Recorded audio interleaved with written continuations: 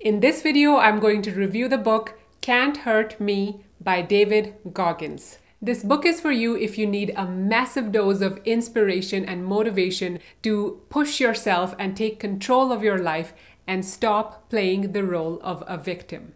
Hi, this is Supreet. I'm an engineer turned leadership trainer. I upload weekly videos about personal growth, self-help book summaries, and parenting. In a recent video, I talked about a tool called Accountability Ladder, which has victim behaviors at the bottom and accountable behaviors at the top of the ladder.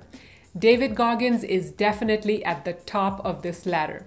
He had the worst childhood you can imagine. His father used to regularly beat up him, his brother, and his mother with his belt. All three of them had to do hard manual work for their father's business without getting paid.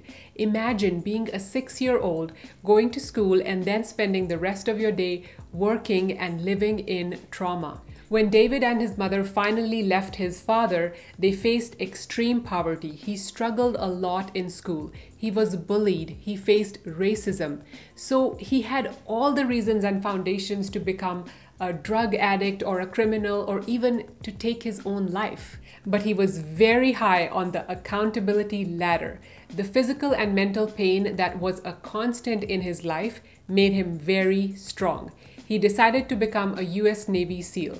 If you think his childhood was hard, the process to become a Navy SEAL was equally hard, physically and mentally. He had to lose more than 100 pounds in 3 months. He had to study hard to clear the exam and the physical tests, which lasted over several weeks, one of which was rightly called Hell Week, in which he ran with 2 broken knees by tying tape over them. His struggles in his life continued. He went through a divorce, 2 heart surgeries because he had a hole in his heart, and many more. Although I cannot relate to Goggins or the hardships he faced, I still gained a lot from this book. For example, the 40% rule. Goggins says that when we are doing something hard physically and we feel that we have reached our limit and we are ready to give up, actually, we are just at about 40% of our limit. Our mind gives up way before our body is at its limit. So when I'm working out and doing a plank, for example, I used to hold it for 10 deep breaths and then give up. That was my limit. But now I think of the 40% rule and I push myself to hold it for 20 deep breaths.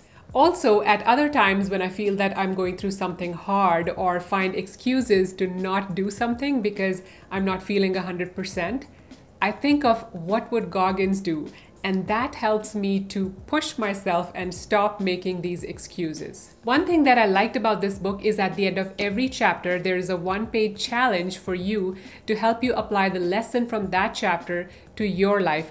For example, at the end of one of the chapters, one of the early chapters in the book, there's a challenge called Accountability Mirror. So if you feel like you're making excuses in your life, or becoming a victim of your circumstances and you need a jolt to awaken and push yourself and take control of your life, this book is for you. Also, if you're into physical challenges like marathons, ultramarathons, triathlons, there are many stories about those in this book. Have you read this book? What was one thing that you will never forget that Goggins said? For more of my book reviews and summaries, check out this playlist. You can support my channel by liking this video and commenting below. See you in the next video. Keep growing.